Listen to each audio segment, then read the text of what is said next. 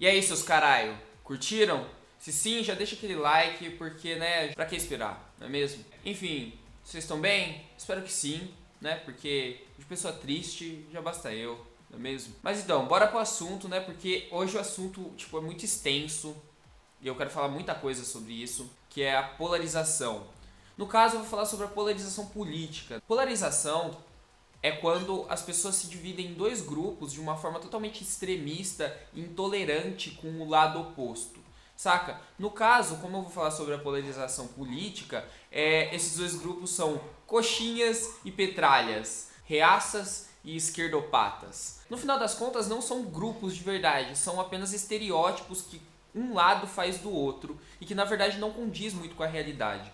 A primeira coisa que eu quero dizer sobre a polarização é que ela é burra. Eu só quero deixar isso claro aqui. Ela é burra e agora eu vou explicar por quê. Acho que foi o Leandro Carnal que falou isso, que quando as pessoas elas se polarizam, elas começam a criar um estereótipo do outro lado. Por quê? A primeira coisa que as pessoas fazem depois de se polarizar é começar a excluir quem não pensa de forma igual a elas do círculo social delas. Logo em seguida, elas começam a meio que distorcer e a simplificar completamente o pensamento do outro e com isso elas acabam simplificando o próprio pensamento. Por quê? Porque se não tem diálogo, como é que você sabe se o seu pensamento está realmente no caminho certo? Então você simplifica tudo, você fala, todo mundo que é de esquerda pensa desse jeito e todo mundo que é de direita pensa desse jeito. Isso é burro demais porque dentro da própria esquerda e dentro da própria direita existem diversos pensamentos conflitantes entre si. Por exemplo, você pega um anarquista, que é a parte mais libertária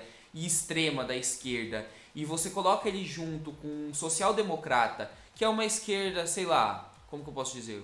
Uma esquerda pelegas. Brincadeira, gente, sem polêmicas aqui. Mas toda brincadeira tem um fundo de verdade. Continuando, a social-democracia é uma parte mais moderada da esquerda. Você coloca esses dois pensamentos em conflito e você vê que existe uma diferença enorme entre eles. E os dois estão situados à esquerda. Do mesmo jeito que se você pega uma direita, um pensamento de direita conservador com um pensamento de direita, sei lá, neoliberal, você vai ter uma diferença também gritante entre eles. Então quando você simplifica tudo e resume tudo a um estereótipozinho, na verdade está empobrecendo totalmente a discussão. Uma outra coisa que acontece é você distorcer, você colocar certas coisas dentro do pensamento da esquerda ou de direita que não tem nada a ver com esquerda ou direita de fato.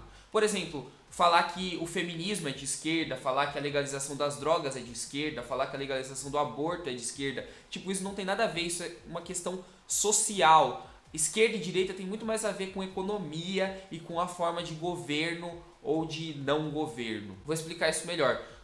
Por exemplo, eu estava lendo John Stuart Mill, e John Stuart Mill é um economista liberal. Ou seja, ele é de direita. Só que no ensaio sobre a liberdade dele, e tanto na vida dele mesmo, ele foi uma pessoa que falou muito pelos direitos das minorias, sabe? Ele fala muito sobre as pessoas terem a liberdade para fazer o que elas quiserem, desde que isso só diga respeito a elas. E ele falou muito, tipo, pelo direito das mulheres quando ele ainda era vivo. Ele é um filósofo do século XIX. Então, você ser a favor do feminismo, você ser a favor da legalização das drogas, não te faz de esquerda necessariamente. Tem pessoas de direita que são a favor disso. E tem pessoas de esquerda que são contra, que eu conheço. São raras, mas eu conheço. Mas então, essa distorção, ela rola exatamente porque não existe diálogo. Você não sabe como que é o pensamento do outro, então você não tem parâmetros. Então o que você faz? Você cria um pensamento caricato do outro lado e você começa a bater nesse pensamento. Só que na verdade, o outro lado, na maioria das vezes, não tem nada a ver com o pensamento que você está se opondo. Porque o pensamento que você está se opondo é só uma paródia do pensamento real do outro lado. Não sei se vocês já assistiram Donnie Darko, mas tem uma parte lá que a professora louca começa a resumir todos os sentimentos humanos entre medo e amor. E aí o Donnie fica puto e chega e fala pra ela, você não pode simplificar as coisas dessa forma, os sentimentos humanos eles não são simples desse jeito, não dá pra você separar tudo em dois grupos, porque existem muito mais grupos, saca? E eu acho que o pensamento político ele vai na mesma direção.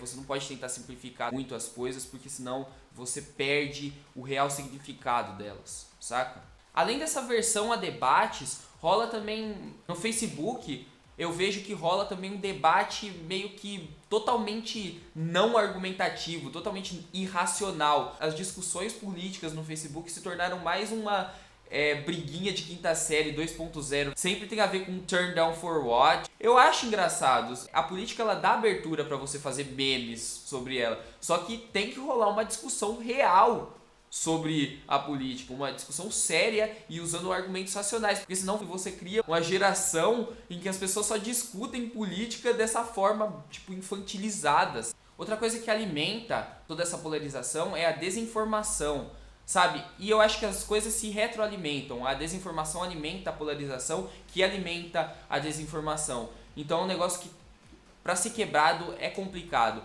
Mas assim, eu vejo que muita gente tem uma avidez, sabe? De comentar as notícias logo quando elas saem. E elas acabam comentando a notícia só por cima, com base em achismo e, tipo, só lendo a manchete da notícia, sabe? Sei lá, esperem pra comentar.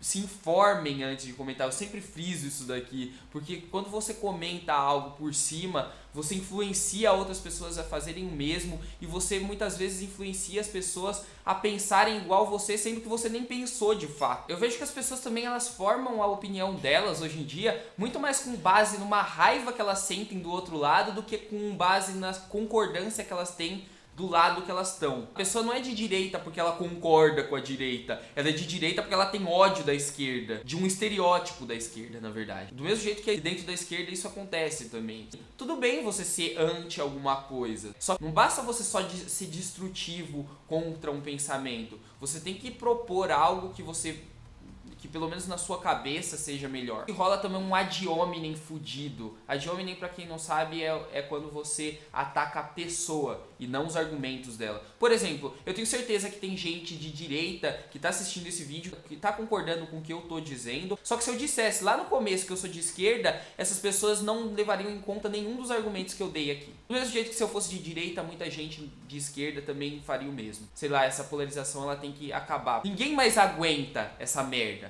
Só que as pessoas elas ficam nessa coisa de revidar, então elas acabam alimentando a polarização. Elas veem alguém estereotipando elas, então elas vão lá e estereotipam o outro lado. Todo mundo tá se sentindo ofendido nessa parada. Todo mundo tá incomodado. Só que enquanto as pessoas não parar de bater, elas vão continuar apanhando. Espero que vocês tenham gostado. Eu acho que eu ainda deixei muita coisa de fora. Se você lembrou de alguma coisa, sério, contribui aí com a discussão.